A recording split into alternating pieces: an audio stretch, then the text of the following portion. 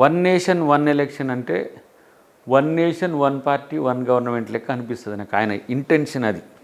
కానీ ఇండియా డెమోక్రసీకి అలవాటు పడ్డది. ఆయన అనుకుంటుండు ఒకే పార్టీ ఒకే ప్రభుత్వం ఒకే నాయకుడు కూడా నేనే జీవితకాలం మనం ఉండే కదా చైనా లేకపోతే కొరియా టైప్ అనుకుంటుండు.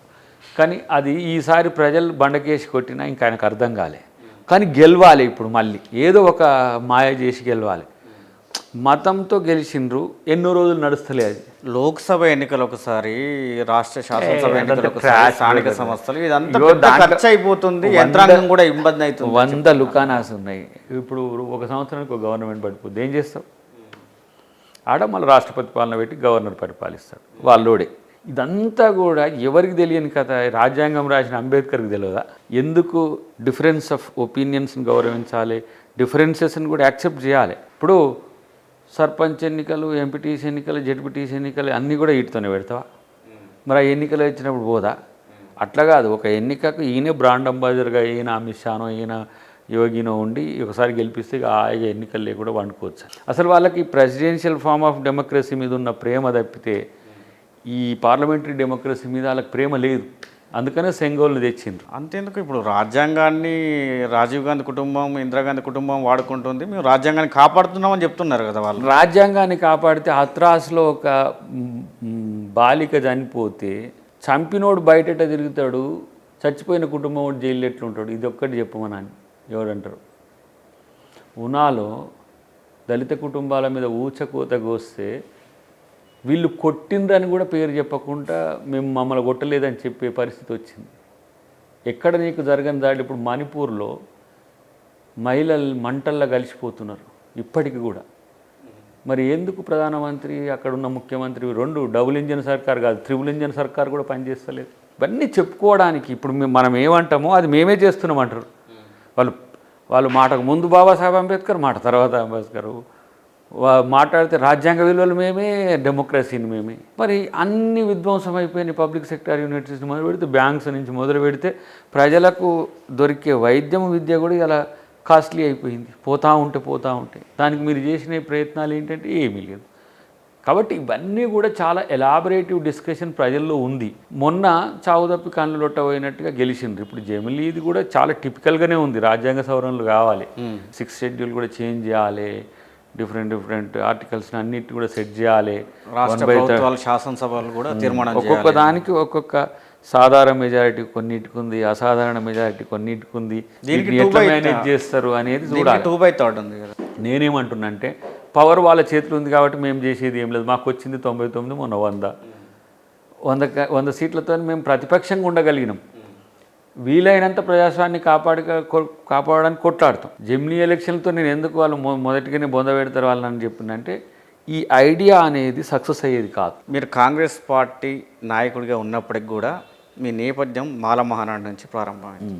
ఈ మధ్యకాలంలో ఎస్సీ వర్గీకరణ పైన అటు దండోర నాయకులు కానీ, ఇటు మాల సామాజిక వర్గానికి చెందిన నాయకులు కానీ పరస్పరం దూషణలు చేసుకోవడంతో పాటు, వ్యక్తిగత దూషణలతో పాటు గ్రామ స్థాయిలో ఉన్నటువంటి ఆ మాలా మాదిగల మధ్య కూడా ఒక అంతరాయాన్ని పెంచేటువంటి పరిస్థితి అయితే కనిపిస్తూ ఉన్నది. దీనిపైన మీరు ఏం చెప్తారు? దీనికంటే ముందు స్ట్రేట్ ఫార్వర్డ్గా అద్దంకి దయాకర్ వర్గీకరణకు అనుకూలమా వ్యతిరేకమా? అద్దంకి దయాకర్ మాదిగ దండోర సమావేశానికి పోయే ఈ సమస్యను పరిష్కరించండి అని చెప్పొచ్చిండు.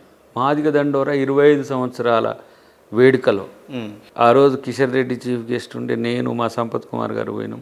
ఈ సమస్యను పరిష్కరించకపోవడం కుట్ర. వర్గీకరణకు అనుకూలమా వ్యతిరేకమా ఇదేమో సెకండరీ ప్రశ్న.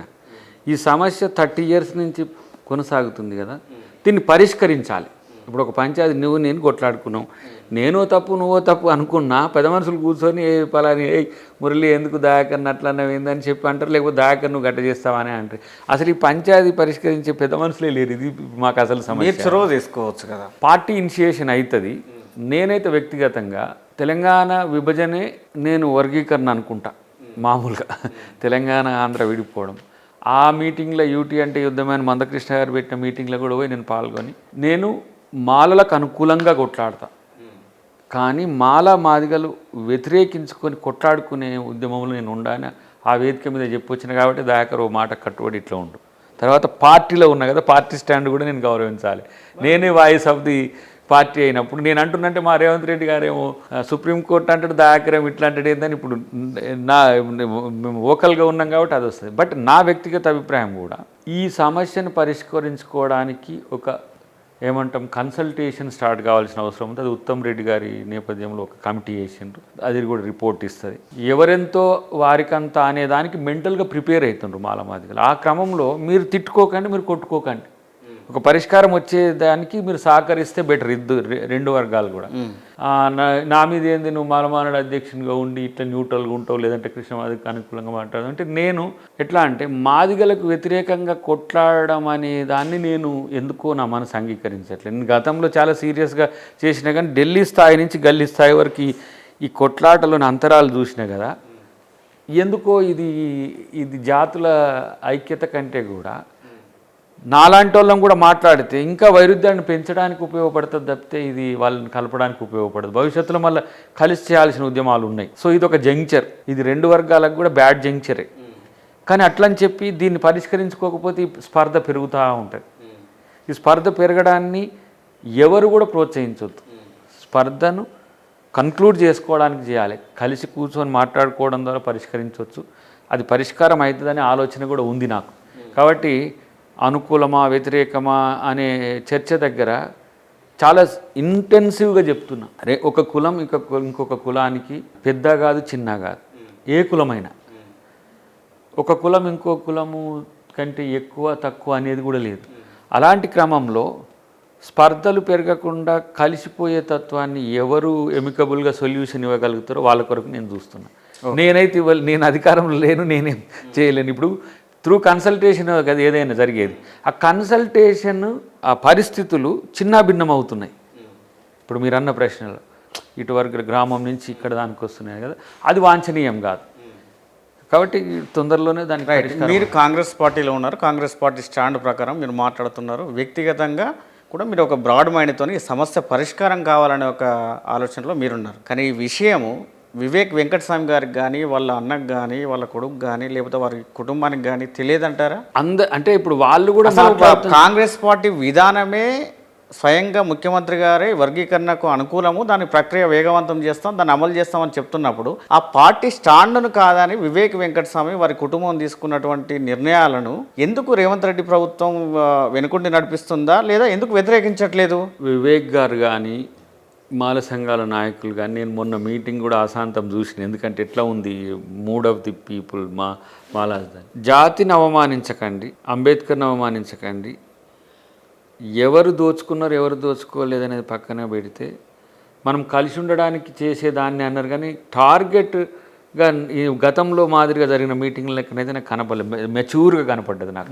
ఎందుకంటే మీరు పార్టీ లాయల్గా ఉండి మీరు మాట్లాడుతున్నారు. మందకృష్ణ గారు ఒక స్టేట్మెంట్ కూడా ఇచ్చారు, పార్టీ విధానాలకు వ్యతిరేకంగా పార్టీ పాలసీలకు వ్యతిరేకంగా వివేక్ వెంకటస్వామి సభలు నడుపుతున్నా మాట్లాడుతున్నా కూడా చర్యలు తీసుకోవట్లేదు అని. ఆయన కూడా చాలా చాలా సెన్సిటివ్గా మాట్లాడుతున్నారు. మీరు ఆయన స్పీచెస్ చూడండి, మీరు మొన్న మన సికింద్రాబాద్ మీటింగ్ కూడా మీరు చూడండి, పరేడ్ గ్రౌండ్స్ చాలా మెచ్యూర్గా మాట్లాడుతున్నారు. వారు కూడా మాలల్ని ఆర్గనైజ్ చేయడం తప్పు కాదు, కానీ మాదిగలకు వ్యతిరేకంగా ఏం చేస్తలేడు, జరుగుతుంది అదే కదా అనేది వాళ్ళ వాదన. ఇప్పుడు ఏంటంటే ఇప్పుడు వాళ్ళ ఇప్పుడు ఫీలింగ్ ఎట్లా ఉందంటే మాలల మీద ఏదో దాడి, భావపరమైన దాడి ఉన్నది. దీనిపైన ఒక విమర్శ కూడా ఉంది వాళ్ళ పైన, వివేక్ వెంకటస్వామి పైన. ఏనాడు మాల సామాజిక వర్గానికి చెందిన వ్యక్తినని చెప్పుకోకపోగా వాళ్ళ కోడళ్ళు కానీ భార్య కానీ మొత్తం బ్రాహ్మణులను చేసుకొని ఈరోజు వచ్చి తన మంత్రి పదవి కోసం మాల సామాజిక వర్గాన్ని మొత్తం ఒక చోట నిలిపి ఆ శక్తిని అంతా చూపెట్టి మంత్రి పదవి కోసం ప్రయత్నం చేస్తున్నాడు అని.